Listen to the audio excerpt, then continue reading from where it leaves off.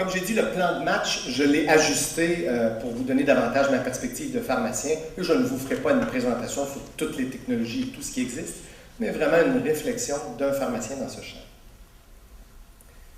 Alors, j'ai par curiosité retapé médias sociaux sur PubMed hier pour trouver environ 8000 articles. Et sans surprise, il y en avait quelques centaines il y a quelques années. Alors, évidemment, le terme médias sociaux n'est qu'un élément de l'ensemble lorsqu'on parle des technologies de l'information, de la santé électronique. Mais je vais utiliser le prisme des médias sociaux pour commenter un certain nombre d'enjeux. Le premier exercice qu'on a fait, Aurélie Guérin, qui est avec moi aujourd'hui, qui est une des pharmaciennes de mon équipe, qui est à l'unité de recherche, on a recensé les principales normes qui commentent l'utilisation des médias sociaux et technologies de l'information, des comportements en ligne. Donc, il y a plusieurs personnes qui ont écrit à ce sujet-là et un certain nombre de sociétés savantes. Ce n'est pas tellement important que vous soyez capable de lire. Il y en a une douzaine. Là. On a un truc britannique, on a un truc néo-zélandais, australien, on a des trucs américains. On a une seule source pharmacienne, qui sont les pharmaciens hospitaliers américains, jusqu'au Collège des médecins du Québec. Et évidemment, en su de ces lignes directrices émises pour nous faire réfléchir et encadrer, bien, il y a évidemment nos lois qui s'appliquent. Alors, on peut penser à la loi médicale, la loi sur les infirmiers et infirmières, la loi de pharmacie, puis généralement le code de déontologie, qui comporte un certain nombre de dispositions qui encadrent, par exemple, la confidentialité, le secret, etc. Alors, ce tableau-là n'est pas lisible, mais les éléments en haut le sont. Vous avez à gauche 13 paramètres. On a tenté de résumer les 13 éléments qu'on retrouve dans toutes ces lignes directrices qui devraient être dans notre tête. Quand on se demande, à la question tout à l'heure de monsieur, on se disait, est-ce qu'on va me rajouter plus de sécurité pour avoir moins d'accès ou compliquer les échanges? C'est une vraie préoccupation. Hein? La sécurité en pharmacie, c'est des cartes d'accès, c'est des puces électroniques, c'est des barrières qui, à la limite, m'empêchent d'exercer. Mais voici les 13 éléments. Je ne sais pas comment moi-même je vais faire pour les lire. Sans tout arracher. C'est vraiment petit, je suis désolé. Alors, ce que vous voyez là, vous avez une douzaine de colonnes qui sont l'ensemble des organismes qui se sont penchés. Puis quand j'ai mis un X, quand Aurélie a mis un X, ça veut dire qu'on aborde ce thème-là. On a donc donné des directives à cet égard. Alors, vous voyez qu'il y a 13 dimensions, puis ce n'est pas tout le monde qui parle de tout. Je vous nomme les dimensions et je pointe les 4 dimensions où il y a vraiment plus de consensus. Le premier truc, c'est assurer la protection des renseignements personnels des patients. Éviter que ce qu'on raconte sur les patients, les données qu'on se partage, soient... Alors ça, je pense que c'est un consensus très large. Là, c'est encadré par les chartes et tout le reste. 2, exercer une prudence quant au partage de données relatives aux cas cliniques, aux anecdotes, aux expériences pratiques. Vous avez une décision judiciaire importante où un groupe de quelques cliniciens ont publié un cas rapporté. Puis évidemment, il n'y a pas le nom du patient, il n'y a même pas son âge, puis même pas son poids, mais tout le monde sait dans l'établissement c'est qui, puis même à l'extérieur de l'établissement, parce que c'est un cas tellement rare que, manifestement... Alors, on peut déjà, dans un cas rapporté dans une revue scientifique, causer une brèche à la confidentialité. On peut davantage le faire si on se met à raconter tout ça sur Internet plus librement, sans révision par les pairs, avec moins de filets de sécurité. 3, échanger des renseignements et documenter ces échanges après consentement éclairé des patients et soignants. Donc, s'assurer que les patients sont d'accord. À Sainte-Justine, quand on fait des cas rapportés maintenant, on s'assure systématiquement, on doit s'assurer, je devrais dire systématiquement, que les patients sont d'accord à ce qu'on raconte un jour dans la littérature leur histoire. Anonymisée, bien sûr, mais qu'ils soient conscients qu'on va parler d'eux et qu'on a besoin de ça pour faire avancer la science. 4. Comprendre et utiliser adéquatement les paramètres de gestion de ces renseignements-là et surtout des outils. Là, vous voyez, il y a moins de monde qui en parle, puis je pense qu'il y a moins de monde qui comprend comment ça marche. Je serais curieux de savoir si vous connaissez vos paramètres de sécurité. Le patient est susceptible de vous trouver, la majorité d'entre vous qui exercez probablement une profession. Là. Alors, cette démarcation peut être impossible, peut-être infaisable, entre la vie professionnelle et la vie privée, est certainement une source de réflexion. Être capable de respecter la frontière entre le professionnel et le patient. Alors, dans un cas, c'est les paramètres de sécurité. Dans l'autre cas, c'est est-ce que je suis aujourd'hui un pharmacien ou est-ce que je suis monsieur, madame, tout le monde dans un événement social où je rencontre par hasard des patients. Donc, comment arriver à établir cette espèce de frontière? Éviter de communiquer des renseignements personnels sur soi. Donc ça, c'est une autre dimension qui est explicitée par certains. Être conscient de son image en ligne et de son influence sur la profession. Vous pouvez inquiéter un patient en ayant un comportement en ligne qui n'a rien à voir avec l'exercice de votre profession, mais qui donne qui remet en question peut-être le sérieux, le professionnalisme, la rigueur, etc. Surveiller sa présence sur le web. J'ai une alerte personnelle, plusieurs alertes en fait sur Google, et dès qu'un étudiant fait une bêtise, j'enseigne beaucoup, alors si on met une photo de moi sur Internet, assez rapidement Google m'avise de ça, puis ça me permet, si c'est inapproprié, de peut-être réagir. Identifier clairement son identité et déclarer ses conflits d'intérêts. Vous voyez, quelques X, mais... Alors évidemment, on est tous en conflit. Hein? On est d'abord en conflit parce qu'on croit en général à sa profession. Alors on a un biais, on va protéger sa rémunération, son champ d'activité, son volume d'activité, alors peu importe. Mais plus largement, on reçoit peut-être de l'argent de A, B, C ou D, puis peut-être que ça a un lien avec la façon dont on exerce, puis peut-être que le patient a besoin de savoir si on est largement rémunéré par un fabricant de médicaments. Ça influence peut-être les recommandations ou les décisions qu'on prend. 10. Obtenir les consentements appropriés et mentionner l'origine des renseignements divulgués. Fournir des conseils conformes aux meilleures données disponibles. Alors, si j'écris sur Internet ce que je pense, et que je suis reconnu, on considère que j'ai une bonne tête, est-ce que ça, c'est assez pour que les données que j'écris soient vraies ou soient fausses? Comment je référence mes propos? Comprendre les technologies utilisées et les publics rejoints. On écrit sur Internet, mais on ne sait pas nécessairement à qui on parle. Alors, en vous rencontrant ce matin, en général, quand je donne une conférence, quand je peux, je demande qui est là. Parce que je ne sais pas que ça va changer mon propos au sens que j'ai des choses à cacher, mais je vais peut-être adapter le niveau de langage, adapter l'intérêt, la cible des propos pour satisfaire les gens qui sont ici. Puis enfin, saisir les enjeux de communication en ligne et l'ensemble du cadre juridique. Donc, vous voyez qu'il y a 4 dimensions, là, 1, 5, 6, 13, qui font consensus, et le reste, c'est assez... Donc, on n'a pas actuellement de normes claires qui nous aident à avoir, je dirais, une espèce de cohérence dans tout ça. Le cadre juridique, il est contraignant. Si on pense à la technologie de l'information, alors, j'ai nommé 3-4 articles du Code civil, puis je pourrais vous lire le Code de déontologie, puis on serait tous endormis. Là. Le Code de déonto des pharmaciens, ça a une centaine d'articles. Il y a plein de choses qui s'appliquent sur la liberté professionnelle, la relation avec les collègues, la compétence, le secret, la publicité, le devoir de signalement. Alors, c'est assez commun à tous nos codes de déonto, puis honnêtement, si on prend cette diapo-là, on arrête le colloque, puis on ne fait plus de technologie d'information. Parce que ça donne le goût de ne pas trop échanger d'informations en ligne. Dans cet éditorial de Camp des collaborateurs dans le JAMA, il y a à mon avis une première idée clé importante. Je ne sais pas si vous venez d'une petite place. Moi, je viens de Québec. J'ai immigré à Montréal il y a 25 ans. Donc, parti d'une ville, une banlieue de Montréal, à une plus grosse ville. Je n'ai jamais habité dans un petit endroit, donc je n'ai jamais été tellement exposé à... Ça, c'est le médecin de mon village. Ah, il sort avec telle personne. Ah, il a changé d'auto. Ah, le pharmacien, maintenant, un enfant. Alors, mais quand on habite dans une petite communauté, la vie personnelle d'un soignant est en général assez explicite. Ce que racontent ces 3 auteurs-là, c'est qu'il y a une illusion actuellement de vouloir départager la vie professionnelle de la vie personnelle. Et que ce n'est peut-être pas réaliste. De demander à un pharmacien d'avoir un comportement X dans sa vie professionnelle, incluant sa vie en ligne, et un comportement Y dans sa vie personnelle, sociale et en ligne, c'est peut-être irréaliste compte tenu de tout le partage de cette information. Honnêtement, en lisant cet éditorial-là, j'ai reconsidéré ma décision de ne pas prendre ce médecin de famille. Je pense, que j'ai fait une erreur parce que j'en ai toujours pas. Sincèrement. Puis je pense qu'en même temps, j'ai vu des photos de parties d'étudiants. Il n'y avait rien de terrible, mais bon, ça minait un peu ma confiance. Alors qu'au fond, je pense qu'un citoyen aujourd'hui doit être capable de composer avec ça. Puis je pense que le comportement en ligne de tous les soignants doit être approprié. Je pense qu'il faut être conscient de l'image professionnelle et du privilège qu'on a de détenir un permis. Mais je pense que le cloisonnement entre les deux, qui est dans les normes dont je viens de vous parler, et pas super réaliste. Alors, quelques articles. J'ai besoin d'aller dans la littérature vite. Donc, je pointe des articles, je dis 2-3 idées. Hein, on est ici pour avoir des idées. Puis j'ai essayé de prendre des affaires récentes.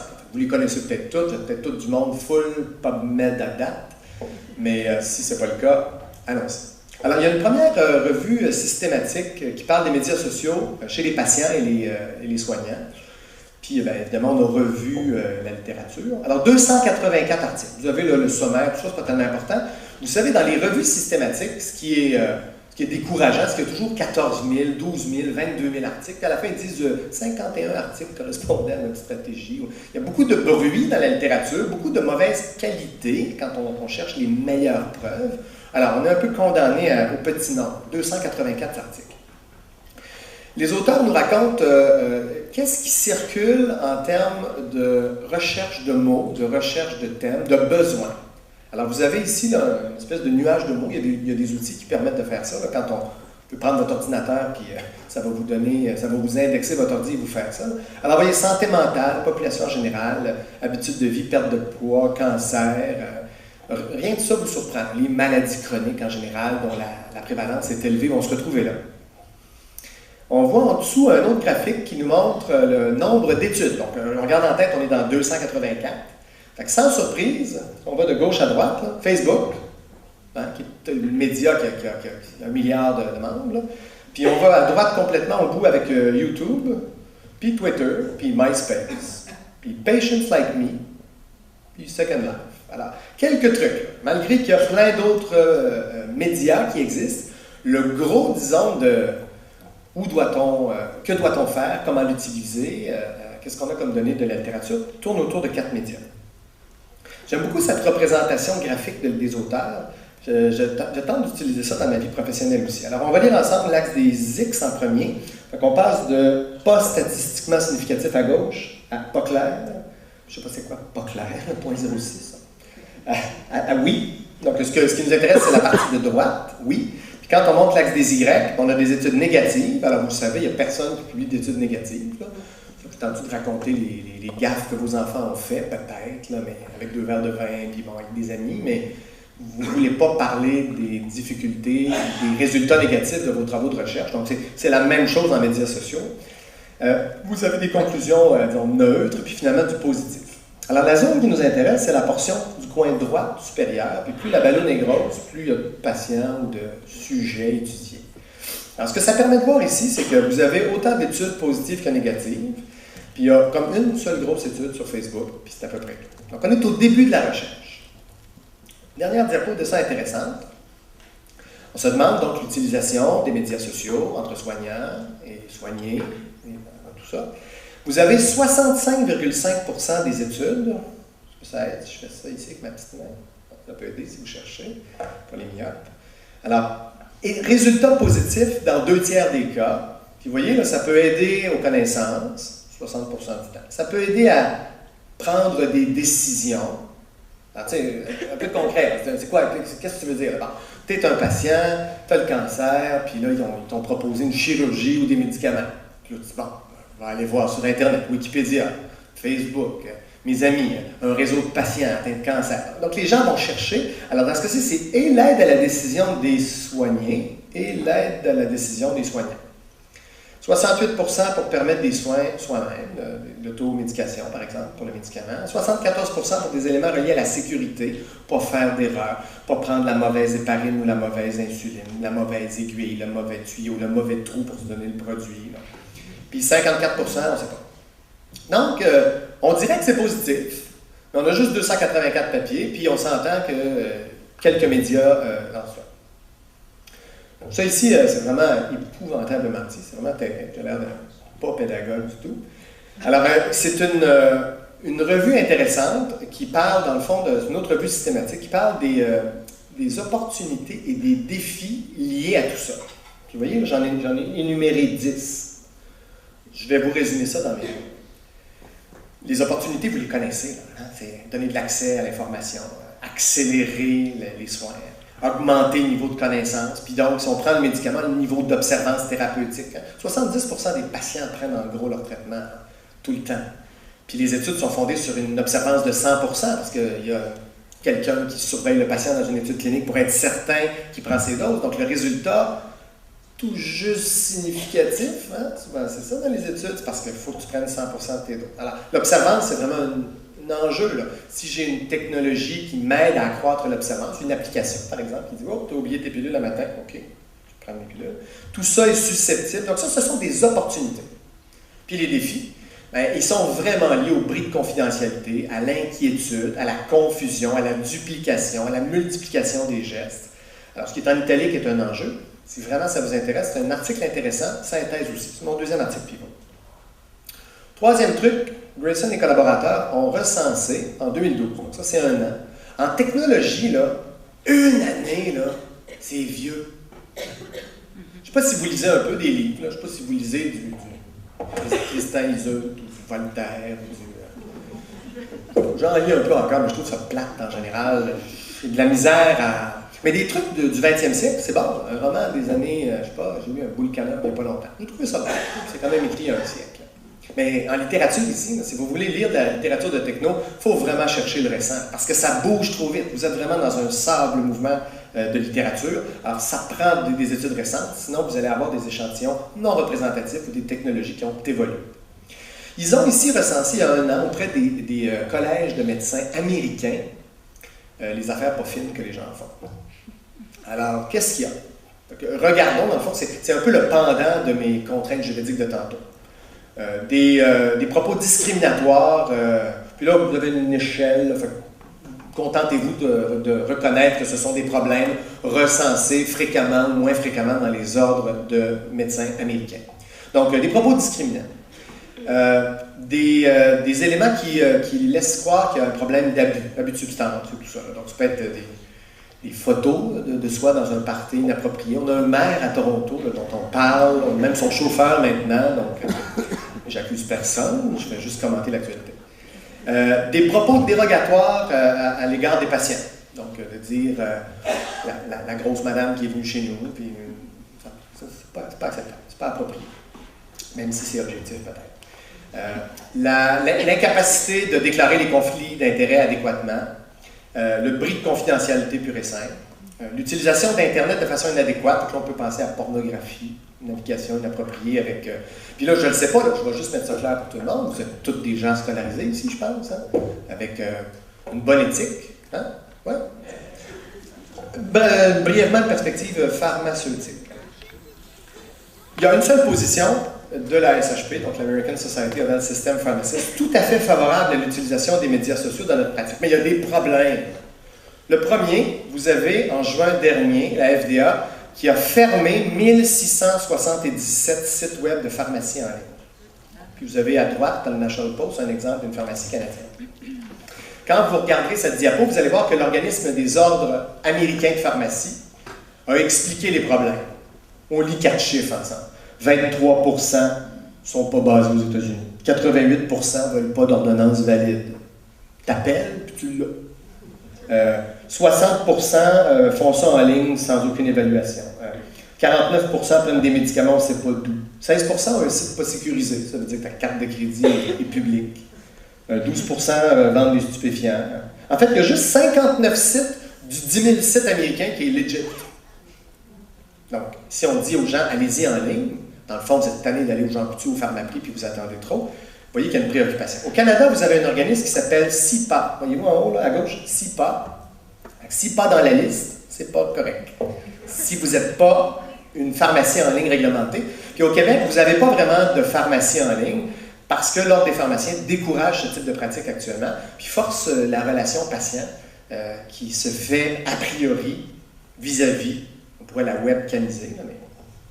Et de tout ça, il y a un problème de contrefaçon. Alors, vous avez toutes probablement une affaire que quelqu'un vous a ramené, un faux portefeuille, un faux sac les filles, un faux sac Louis Vuitton, tout ça. Là. Mais des faux médicaments, les amis, là, c'est plus une lubie. Là. C'est largement répandu sur la Terre, mais marginal encore au Québec.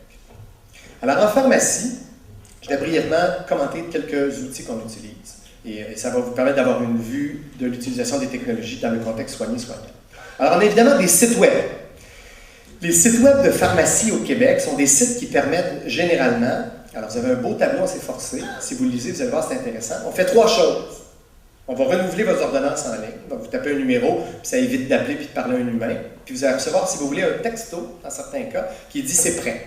Donc, renouvellement en ligne. Puis vous avez des banques de données passives ou un peu actives qui permettent de faire des détections ou des vérifications. Pas de nouvelle ordonnance, pas de web pharmacien, pas de courriel, pas de forum de discussion. Donc, actuellement, c'est limité à 3 activités. J'ai activé mon dossier chez Jean Coutu juste pour voir, et il est vierge. Pourtant, je suis allé chercher des trucs, mais il faut que je les ajoute manuellement. Donc, on est au début de ça. Alors, on est loin d'un dossier interopérable qui permet de vérifier de l'information, tout ça. C'est essentiellement une liste de médicaments. J'achève. J'ai encore me couper. C'est correct. J'ai ici un exemple de droit de parole. Alors, j'ai une patiente qu'on appellera pour le cas Marie-Lou. Alors, Marie-Lou est allée à l'Assemblée nationale. Elle apparaît en fait à la période des questions. Elle était dans les estrades parce qu'elle voulait accéder à un médicament avec sa mère, parce qu'elle voulait accéder à un médicament, puis ce médicament-là est jugé non efficace ou pas assez de données au Québec. Alors, on la retrouve dans les travaux parlementaires, mais aussi on la retrouve dans un site web personnel qu'elle a utilisé pour faire un lobby et influencer. On a aussi des blogs et des microblogs, donc des sites web d'information, des blogs et des microblogs. Alors, dans notre cas, nous, il y a le site de Profession Santé qui est visible autant au niveau médical, pharmacien, infirmière. Alors, c'est un site avec beaucoup d'informations, surtout de l'actualité, puis vous avez un certain nombre de professionnels qui bloguent. Alain Vadeboncoeur, que vous avez vu à la télé sans doute, celui qui est au Québec. Vous avez des pharmaciens aussi. Alors, je vous ai recopié des exemples. Et dans certains cas, au blog, vous avez des commentaires. Et là, c'est intéressant parce que l'Ordre des pharmaciens appelle le pharmacien en disant « Tu as réagi à un commentaire, puis c'est toi, le pharmacien, qui dit des grossièretés, des propos inacceptables, des propos non vérifiés, des accusations. » Donc, je pense que la majorité des pharmaciens qui répondent actuellement, il n'y en a pas beaucoup, mais ceux qui répondent ne sont absolument pas conscients que c'est une trace permanente de leur activité et de leur image. Je vous ai aussi laissé des exemples de nos blogs qu'on fait. Denis Lebel, comme mon collègue que vous allez voir cet après-midi, a un blog personnel, puis on a des blogs de mon unité de recherche. Vous connaissez peut-être le pharmacien. Voici quelque chose de très social. Alors, c'est de la vulgarisation, c'est même de l'humour et du sarcasme, mais donc ça fait partie de l'expression possible professionnelle. Vous avez des sites de réseautage. Alors, sans surprise, Facebook, qui recrute des cerveaux, qui recrute des participants à des journées de formation continue. J'aurais envie de conclure en vous disant que en 2013, tout ce qui se peut, j'y ai été exposé, à mon avis, en techno. Des patients qui m'amènent des revues PubMed, qui me rejoignent sur mon téléphone personnel, qui trouvent où j'habite, qui sont même venus une fois chez moi, des médecins qui trouvent de l'information sur toutes sortes de sites, ou des pharmaciens dont la validité n'est absolument pas souhaitable, des bris de confidentialité fréquents. Il y a définitivement des règles à se doter, et je pense que ces règles-là risquent de nous ralentir.